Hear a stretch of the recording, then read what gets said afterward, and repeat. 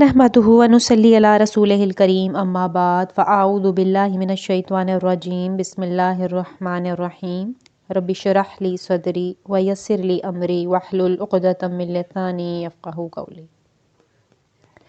سورہ البقرہ آیت نمبر 261۔ مثال الذین ان لوگوں کی جو ينفقون خرچ کرتے ہیں اموالہم اپنے مال فی سبیل اللہ اللہ کی راہ میں کمثلی ایسی ہے جیسے حبۃ ایک دانہ انبتت اگائے 7 سنابل بالیں فی کل سنبلۃ ہر بالی میں مئات حبہ 100 دانے واللہ اور اللہ یضاعف بڑھاتا ہے لمن یشاء جس کے لیے چاہتا ہے واللہ اور اللہ ہے واسع بڑی وسعت والا علیم سب کچھ جاننے والا۔ اس مثال کے ذریعے اللہ تعالیٰ نے اس آیت مبارکہ میں یہ سمجھانا چاہا ہے کہ جو شخص اللہ کے راستے میں اس کی رضا کے حصول کے لیے خرچ کرے تو اسے دگنا چگنا اجر و ثواب حاصل ہوتا ہے، کیونکہ ایک نیکی کا ثواب 10 گنا سے لے کر 700 گنا تک عطا کیا جاتا ہے۔ جس طرح ایک دانہ بونے سے 700 دانے پیدا ہوتے ہیں، اسی طرح اللہ تعالیٰ کے راستے میں ایک چیز دینے سے 700 چیزوں کے دینے کا ثواب ملتا ہے، یعنی اللہ تعالیٰ ثواب کو کئی گنا بڑھا دیتے ہیں جتنا کہ وہ چاہتے ہیں، اور اللہ تعالیٰ یہ جانتے ہیں کہ کتنے خلوص نیت سے انسان یہ کام کر رہا ہے۔ ایسے اجر کے حصول کے لیے چند باتوں کا خیال رکھنا بھی ضروری ہے۔ چونکہ بیج یا دانہ جس قدر تندرست اور قوی ہوگا اتنی ہی فصل اچھی ہوگی۔ انفاق فی سبیل اللہ میں بیج یا دانہ انسان کی نیت ہے، وہ جس قدر خالص اللہ کی رضا کے لیے ہوگی اسی قدر آپ کا صدقہ زیادہ پھل لائے گا۔ اور یاد رہے کہ صدقہ حلال مال سے ہونا چاہیے، کیونکہ حرام مال کا صدقہ قبول نہیں ہوتا۔ آپ صلی اللہ علیہ وسلم نے فرمایا اللہ تعالیٰ پاک مال قبول کرتا ہے، تو جس نے اپنے پاک مال میں سے ایک کھجور برابر صدقہ کیا اللہ اسے اپنے ہاتھ میں لے لیتا ہے اور اس کی یوں نشو نما کرتا ہے جیسے تم اپنے بچڑے کی نشو نما کرتے ہو، حتیٰ کہ وہ کھجور پہاڑ کے برابر ہو جاتی ہے۔ آیت نمبر 262۔ الذین جو لوگ ينفقون خرچ کرتے ہیں اموالہم اپنے مال فی سبیل اللہ اللہ کی راہ میں ثم پھر لا یتبعون نہیں جتاتے ما انفقوا خرچ کرنے کے بعد منن کوئی احسان ولا اور نہ اذن ستاتے ہیں لہم ان کے لیے ہے اجرہم ان کا اجر عند ربہم ان کے رب کے پاس ولا اور نہ خوف کوئی خوف ہے علیہم ان کے لیے ولا اور نہ ہم یحزنون وہ غمگین ہوں گے۔ اس آیت مبارکہ میں اللہ تعالیٰ نے ان لوگوں کی تعریف کی ہے جو اپنے اموال اللہ کی راہ میں خرچ کرتے ہیں اور صدقہ خیرات کرنے کے بعد اس شخص پر کوئی احسان نہیں جتلاتے جسے انہوں نے دیا ہو۔ الغرض وہ کسی بھی قول یا فعل کے ساتھ احسان نہیں جتلاتے، تو اللہ تعالیٰ ان کو اجر خاص عطا فرمائے گا اور نہ انہیں مستقبل کا خوف ہوگا اور نہ ہی ماضی کا غم ہوگا۔ یعنی اپنے مال میں سے دیے گئے صدقات کی حفاظت بھی کرنا ضروری ہے اور اسے احسان جتا کر یا بگار لے کر ضائع نہیں کر دینا چاہیے۔ آپ صلی اللہ علیہ وسلم نے فرمایا 3 آدمی ہیں جن سے اللہ تعالیٰ قیامت کے دن نہ کلام کرے گا، نہ ان کی طرف نظر رحمت کرے گا اور نہ ہی ان کو پاک کرے گا۔ ایک منان یعنی احسان جتلانے والا، دوسرا تہبند نیچے لٹکانے والا اور تیسرا جھوٹی قسم کھا کر اپنا مال فروخت کرنے والا۔ آیت نمبر 263۔ قول معروف ایک میٹھا بول ومغفرۃ اور درگزر کرنا خیر بہتر ہے من صدقۃ ایسی خیرات سے یتبعھا جس کے پیچھے ہو اذن ایذا رسانی واللہ اور اللہ غنی غنی بھی ہے حلیم اور بردبار بھی۔ اس آیت مبارکہ میں اللہ تعالیٰ نے فرمایا کہ اگر صدقہ نہیں کر سکتے تو اچھے الفاظ کے ساتھ معذرت کر لو اور سائل کے اصرار اور بدتمیزی پر غصے ہونے کے بجائے معافی اور درگزر سے کام لو اور سوچ لو کہ اللہ تعالیٰ کتنا غنی ہے، پھر بھی وہ کتنا بردبار ہے جو ہماری خطاؤں کے باوجود حلم سے کام لیتا ہے۔ ہمیں بھی اسی طرح حلم سے کام لینا چاہیے۔ اللہ تعالیٰ نے سورہ نساء میں ارشاد فرمایا ہے اور جب تقسیم کے وقت قرابت والے اور یتیم اور مسکین حاضر ہوں تو انہیں اس میں سے کچھ دو اور ان سے اچھی بات کہو۔ اور اسی لیے اللہ تعالیٰ آیت کے آخری حصے میں فرما رہے ہیں واللہ غنی حلیم، اور اللہ بے حد بردبار ہے۔ سیدنا ابو ذر رضی اللہ تعالیٰ عنہ بیان کرتے ہیں کہ رسول اللہ صلی اللہ علیہ وآلہ وسلم نے فرمایا، اللہ تعالیٰ فرماتا ہے اے میرے بندو، اگر تمہارے اگلے اور پچھلے جن و انس ایک میدان میں کھڑے ہو جائیں پھر مجھ سے مانگنا شروع کر دیں اور میں ہر انسان اور جن کو اس کی مانگی ہوئی چیز دے دوں تو جو خزانے میرے پاس ہیں ان میں کوئی کمی نہیں آئے گی مگر اتنی جتنی سوئی کو سمندر میں ڈبونے سے کمی آتی ہے۔ آیت نمبر 264۔ یا ایہا الذین آمنو، اے ایمان والو، لا تبطلو، مت ضائع کرو، صدقاتکم، اپنے صدقات، بالمنی، احسان جتا کر، والاذی، اور اذیت پہنچا کر، کالذی، اس شخص کی طرح جو ینفقو، خرچ کرتا ہے، مالہ، اپنا مال، رئاء الناس، لوگوں کے دکھانے کے لیے، ولا، اور نہیں، یؤمنو، ایمان رکھتا، باللہ، اللہ پر، والیوم الآخر، اور آخرت کے دن پر، فمثلہ، تو اس کی مثال کا مثلی ایسی ہے جیسے صفوان، ایک چٹان ہو، علیہ، اس پر، ترابن، تھوڑی سی مٹی، فاصابہ، اور برسے اس پر، وابل، زور کا می، فترکہ، اور چھوڑ دے اسے، صلدن، بالکل صاف چٹان، لا یقدرون، نہیں حاصل ہوتا انہیں، علی شیء، کچھ بھی صلہ، مما کسبوا، اپنی کمائی کا، واللہ، اور اللہ، لا یہدی، نہیں ہدایت دیتا، القوم الکافرین، کافروں کو۔ اس آیت مبارکہ میں اللہ تعالیٰ فرما رہے ہیں کہ کسی کو صدقہ دینے کے بعد اس پر احسان جتلا کر یا اسے تکلیف دے کر اس منافق کی طرح اپنے اعمال کو ضائع نہ کرو جو صرف ریاکاری کے جذبے کے تحت اپنا مال خرچ کرتا ہے اور اس کا اللہ اور یوم آخرت پر ایمان نہیں ہوتا۔ یہ ریاکار بظاہر اللہ تعالیٰ کی راہ میں صدقہ تو کرتا نظر آتا ہے جبکہ حقیقت میں وہ صدقہ اسی مٹی کی طرح ہے جو کسی صاف چٹان پر جمی ہوتی ہے اور دیکھنے والا اسے قابل کاشت خیال کرتا ہے، لیکن جو ہی بارش ہو اس سے تمام مٹی دھل جاتی ہے اور وہ صاف چٹان کی چٹان رہ جاتی ہے۔ اسی طرح ریاکاروں کے عمل ان کے صحیفہ اعمال سے مٹ جائیں گے اور وہ ان سے کوئی فائدہ نہ اٹھا سکیں گے اور نہ انہیں ان کا کوئی اجر ملے گا۔ سیدنا جندب رضی اللہ تعالیٰ عنہ بیان کرتے ہیں کہ رسول اللہ صلی اللہ علیہ وآلہ وسلم نے فرمایا، جو شخص سنانے کے لیے عمل کرے گا اللہ اس کے بدلے میں قیامت کے روز کی ذلت سنائے گا، اور جو شخص دکھانے کے لیے عمل کرے گا اللہ اس کے بدلے میں اس کی ذلت کو اشکار کرے گا۔ اسی طرح ایک اور حدیث کے مطابق سیدنا ابو ہریرہ بیان کرتے ہیں کہ آپ صلی اللہ علیہ وآلہ وسلم نے فرمایا، قیامت کے دن جس شخص کا سب سے پہلے فیصلہ ہوگا وہ ایسا شخص ہوگا جسے اللہ تعالیٰ نے ہر قسم کا مال دیا ہوگا اور وہ اللہ کے پاس لایا جائے گا، پھر اللہ تعالیٰ اسے اپنی تمام نعمتیں دکھائے گا، وہ ان نعمتوں کو پہچان لے گا، پھر اللہ تعالیٰ فرمائے گا تو نے یہ مال کہاں خرچ کیا؟ وہ کہے گا ایسی کوئی جگہ جس میں خرچ کرنا تجھے پسند تھا میں نے نہیں چھوڑی کہ اس میں تیری رضا کے لیے خرچ نہ کیا ہو۔ اللہ تعالیٰ فرمائے گا تو جھوٹ بولتا ہے، تو نے تو اس لیے خرچ کیا تھا کہ تجھے غنی کہا جائے، سو تجھے کہا گیا، تجھے بدلہ مل گیا۔ پھر حکم دیا جائے گا اور اسے منہ کے بل گھسیٹ کر دوزخ میں ڈال دیا جائے گا۔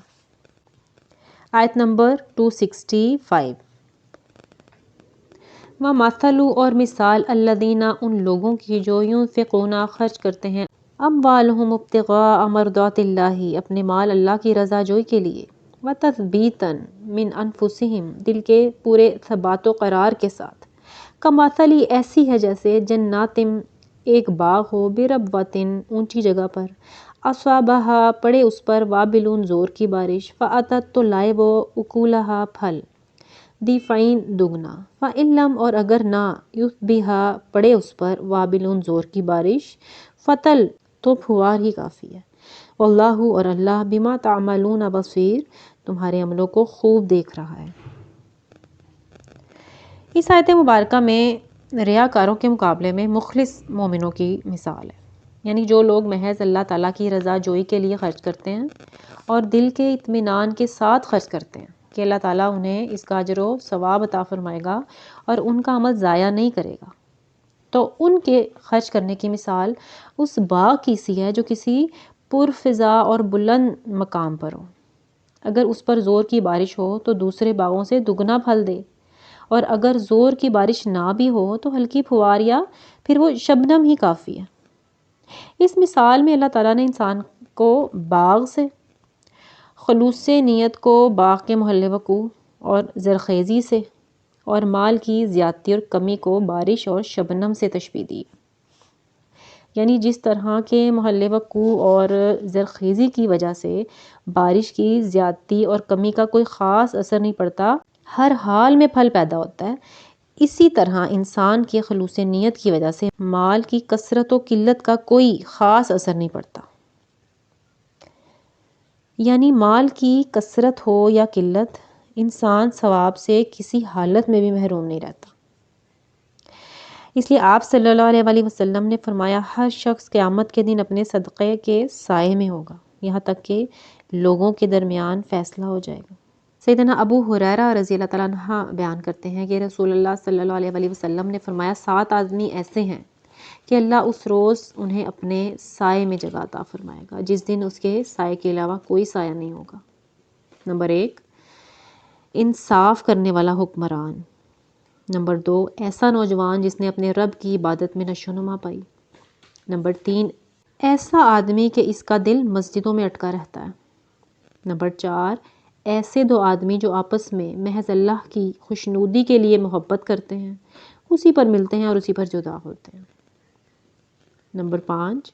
ایسا آدمی کہ اسے کسی عزت دار اور خوبصورت و حسین عورت نے بدکاری کی دعوت دی، مگر اس نے دعوت رد کرتے ہوئے کہا کہ میں تو اللہ سے ڈرتا ہوں۔ نمبر 6، ایسا آدمی کہ اس نے صدقہ اس قدر چھپا کر کیا کہ اس کا بایاں ہاتھ بھی بے خبر رہا کہ دائیں ہاتھ نے کیا خرچ کیا۔ نمبر 7، اور ایسا آدمی کہ جس نے تنہائی میں اللہ کو یاد کیا تو اس کی دونوں آنکھوں سے آنسو بہہ پڑے۔ اللہ تعالیٰ ہم سب کو اپنے عرش کا سایہ نصیب فرمائے، آمین یا رب العالمین۔ آیت نمبر 266۔ آیا ودو، کیا پسند کرتا ہے، احدکم، تم میں سے کوئی، ان تکونا، کہ ہو، لہو، اس کا، جناتن، ایک باغ، من نخیل، کھجوروں، وعناب، اور انگوروں کا، تجری، بہہ رہی ہوں، من تحتہا، اس کے نیچے سے، الانہار، نہریں، لہو، اس کے لیے ہوں، فیہا، اس میں، من کل الثمرات، ہر قسم کے پھل، وَأَصَابَهُ، اور آ لیا ہو اسے، الکبر، بڑھاپے نے، وَلَهُ، اور ہو اس کی، ذُرِّیَّةٌ، اولاد، ضعفاء، ناتواں، فَأَصَابَهَا، پھر آ پڑے باغ پر، ایثار، ایک بگولا، فیہ نار، آگ کا بھرا ہوا، فاحترقت، اور وہ جل کر رہ جائے۔ کذالک، اسی طرح، یبین اللہ، بیان کرتا ہے اللہ، لکم الآیات، تمہارے لیے اپنی آیات، لعلکم، تاکہ تم تتفکرون، غور و فکر کرو۔ اب اس آیت مبارکہ میں ریاکاری کے نقصانات کو واضح کرنے اور اس سے بچنے کے لیے مزید مثال بیان کی جا رہی ہے کہ جس طرح ایک شخص کا باغ ہو، اس میں ہر طرح کے پھل ہوں، یعنی اس سے بھرپور آمدنی کی امید ہو، وہ شخص بوڑھا ہو جائے اور اس کے چھوٹے چھوٹے بچے ہوں، یعنی وہ خود بھی بڑھاپے کی وجہ سے محنت اور مشقت سے عاجز آ چکا ہو اور اولاد بھی بوجھ اٹھانے کے قابل نہ ہو۔ اس حالت میں تیز و تند ہوا چلے اور اس کا سارا باغ جل جائے، اب نہ وہ خود اس قابل رہا کہ اسے دوبارہ آباد کرے اور نہ اس کی اولاد، تو یہی حال ان ریاکار خرچ کرنے والوں کا قیامت کے دن ہوگا کہ نفاق اور ریاکاری کی وجہ سے ان کے سارے اعمال اکارت چلے جائیں گے، جبکہ وہاں نیکیوں کی شدید ضرورت ہوگی اور دوبارہ اعمال خیر کرنے کی مہلت اور فرصت نہیں ہوگی۔ تو اللہ تعالیٰ فرما رہے ہیں کہ کیا تم چاہتے ہو کہ تمہارا بھی یہی حال ہو؟ سیدنا عبداللہ بن عباس رضی اللہ تعالیٰ عنہ اور عبید بن عمیر سے روایت ہے کہ سیدنا عمر بن خطاب رضی اللہ تعالیٰ عنہ نے ایک دن حضرات صحابہ سے پوچھا کہ تمہاری رائے میں یہ آیت کس کے بارے میں نازل ہوئی؟ تو انہوں نے کہا کہ اللہ ہی بہتر جانتا ہے۔ اس جواب سے سیدنا عمر رضی اللہ تعالیٰ عنہ ناراض ہوئے اور انہوں نے فرمایا کہ یہ کہو کہ ہم جانتے ہیں یا نہیں جانتے۔ سیدنا عبداللہ بن عباس رضی اللہ تعالیٰ عنہما کہنے لگے امیر المومنین اس کے بارے میں میرے دل میں ایک بات ہے۔ آپ نے فرمایا کہو اے بھتیجے اور اپنے آپ کو حقیر نہ سمجھو۔ ابن عباس رضی اللہ تعالیٰ عنہما نے فرمایا یہ ایک عمل کی مثال بیان کی گئی ہے۔ سیدنا عمر رضی اللہ تعالیٰ عنہ نے پوچھا کیسے عمل کی؟ تو انہوں نے جواب دیا کسی بھی نیک عمل کی۔ تو عمر رضی اللہ تعالیٰ عنہ نے فرمایا یہ مثال اس دولت مند شخص کی عمل کی ہے جو اللہ تعالیٰ کی اطاعت کے مطابق عمل کرتا ہے،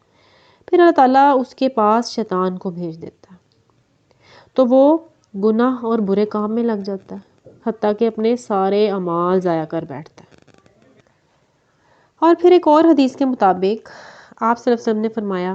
بندہ لوگوں کی نگاہ میں جنتیوں کے سے عمل کرتا ہے حالانکہ وہ دوزخی ہوتا ہے،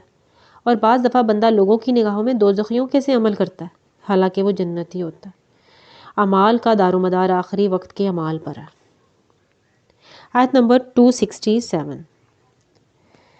یا ایہا الذین آمنوا ایمان والو انفقوا خرچ کرو من طیباتی عمدہ اور پاکیزہ چیزیں ما کسبتم اپنی کمائی میں سے ومما اور اس میں سے جو خرجنا نکالا ہم نے لکم تمہارے لیے من الارض زمین سے ولا اور نہ تیمموا قصد کرو الخبیثہ ایسی بری چیز منہو اس میں سے تنفقون خرچ کرنے کا ولستم بآخذیہ جسے تم خود لینا گوارا نہ کرو الا مگر ان یہ کہ تغمدو چشم پوشی سے کام لو فیہ اس کے بارے میں وعلموا اور جان رکھو ان اللہ بے شک اللہ غنی حمید بے نیاز اور قابل ستائش ہے۔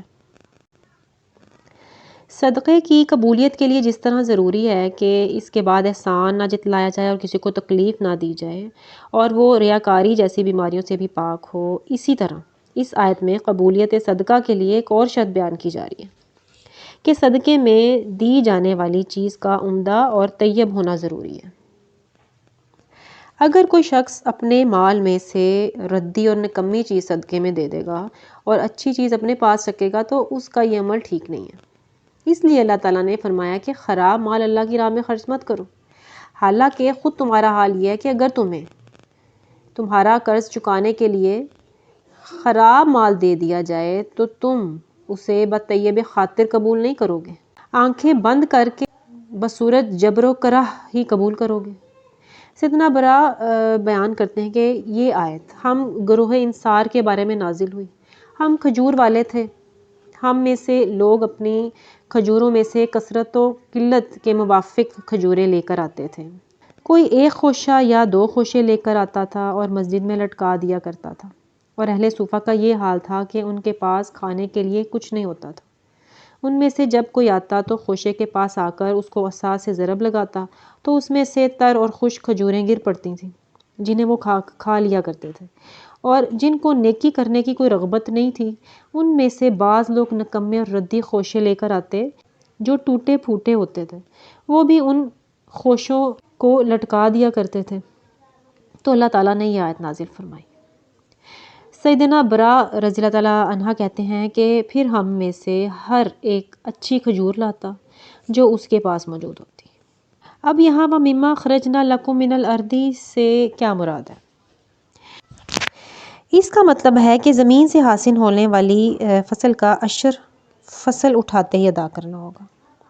سیدنا عبداللہ بن عمر رضی اللہ تعالیٰ عنہما بیان کرتے ہیں کہ آپ صلی اللہ علیہ وسلم نے فرمایا جس زمین کو بارش اور چشموں سے سیراب کیا ہو یا وہ خود بخود نمی سے سیراب ہو جاتی ہو اس میں 10واں حصہ ہے، اور جس کو کنویں وغیرہ سے پانی کھینچ کر سیراب کیا جاتا ہو اس میں 20واں حصہ ہے۔ آیت نمبر 268 الشیطان شیطان یعیدکم ڈراتا ہے تمہیں الفقر فقر سے ویأمرکم اور وہ ترغیب دیتا ہے تم کو بالفحشاء بے حیائی کے کاموں کی، واللہ اور اللہ یعیدکم وعدہ کرتا ہے تم سے مغفرۃ منہ اپنی بخشش کا وفضلا اور فضل کا، واللہ اور اللہ ہے واسع بڑی وسعت والا علیم اور سب کچھ جاننے والا۔ اس آیت مبارکہ میں شیطان کے وسوسے سے ہوشیار رہنے کی تلقین کی جا رہی ہے، یعنی انسان کے دل میں وہم اور وسوسے پیدا کرتا رہتا ہے کہ اگر نیک کاموں میں خرچ کرو گے تو فقیر ہو جاؤ گے، اور بے حیائی کی ترغیب دیتا ہے، اس پر اکساتا رہتا ہے، یعنی بے حیائی اور بدکاری کے کاموں میں مال صرف کرنے کی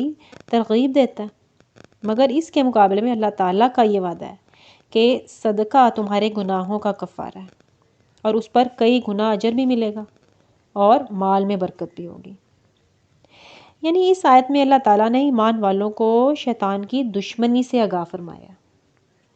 اور اللہ تعالیٰ کا وعدہ ہے کہ اگر تم اللہ کی راہ میں دو گے تو اللہ تعالیٰ تم کو اپنی مغفرت سے بھی سرفراز فرمائے گا اور تم پر اپنا فضل و کرم بھی کرے گا۔ سیدنا ابو ہریرہ رضی اللہ تعالیٰ عنہ بیان کرتے ہیں کہ آپ صلی اللہ علیہ وآلہ وسلم نے فرمایا، ہر روز جب بندے صبح کرتے ہیں تو 2 فرشتے نازل ہوتے ہیں، ان میں سے ایک دعا کرتا ہے کہ اے اللہ خرچ کرنے والے کو اور زیادہ دے، اور دوسرا بد دعا کرتا ہے کہ اے اللہ ہاتھ روکنے والے کے مال کو تلف کر دے۔ آیت نمبر 269۔ یؤتی عطا فرماتا ہے الحکمت حکمت من یشاء جسے چاہے، ومن یؤتا اور جسے مل گئی الحکمت حکمت فقد سو در حقیقت اوتیا مل گئی اسے خیرن کثیرا خیر کثیر، وما اور نہیں یذکروا نصیحت قبول کرتے الا مگر اولو الالباب اہل عقل۔ حکمت کی کئی تعریفیں کی جا سکتی ہیں اور وہ اپنے اپنے مقام پر سبھی درست ہیں۔ ارشاد نبوی صلی اللہ علیہ وآلہ وسلم ہے، راس الحکمت مخافت اللہ، یعنی سب سے بڑی حکمت تو اللہ کا خوف ہے، کیونکہ تقوی ہی وہ چیز ہے جو انسان کو بچتے بچاتے سیدھی راہ پر گامزن رکھنے والی چیز ہے۔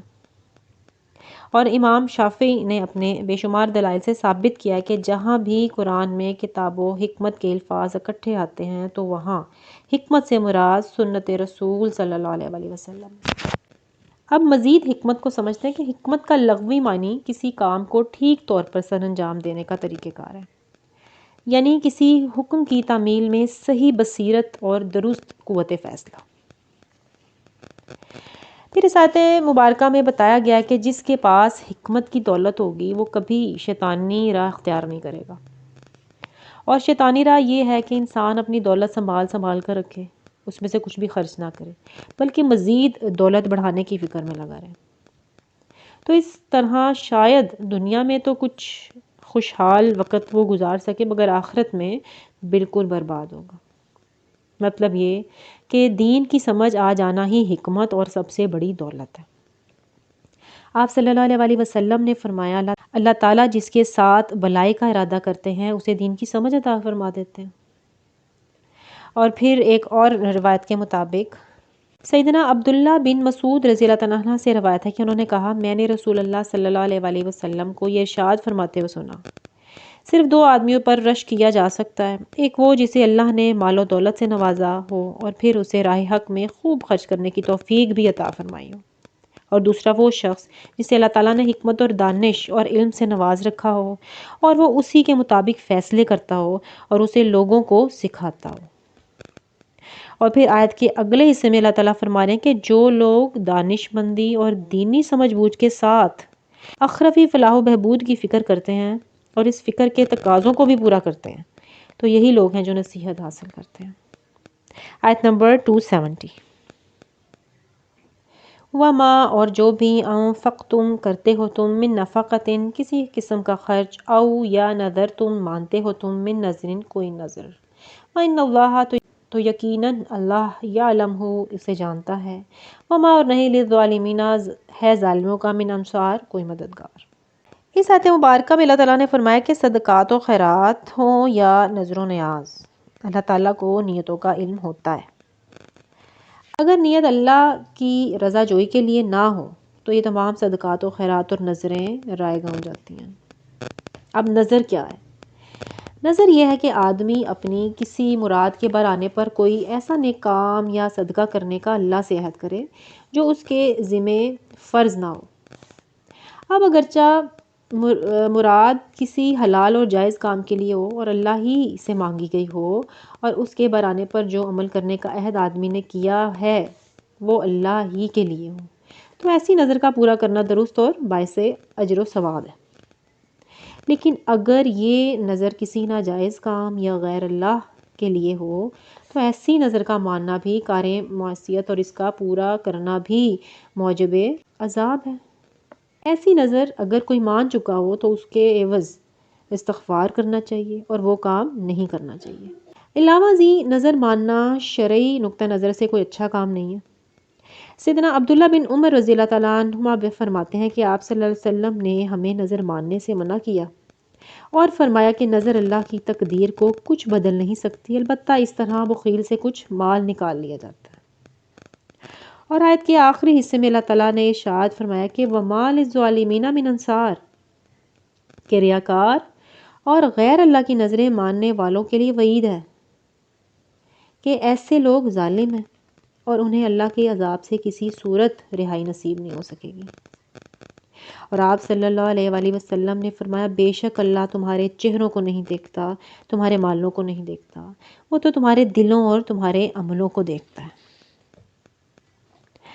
اللہ تعالیٰ ہم سب کو اخلاص نیت کے ساتھ اور بہترین عمل کرنے کی توفیق عطا فرمائے، آمین یا رب العالمین۔ سبحانک اللہم و بحمدک، اشہد ان لا الہ الا انت، استغفرک و اتوب الیک۔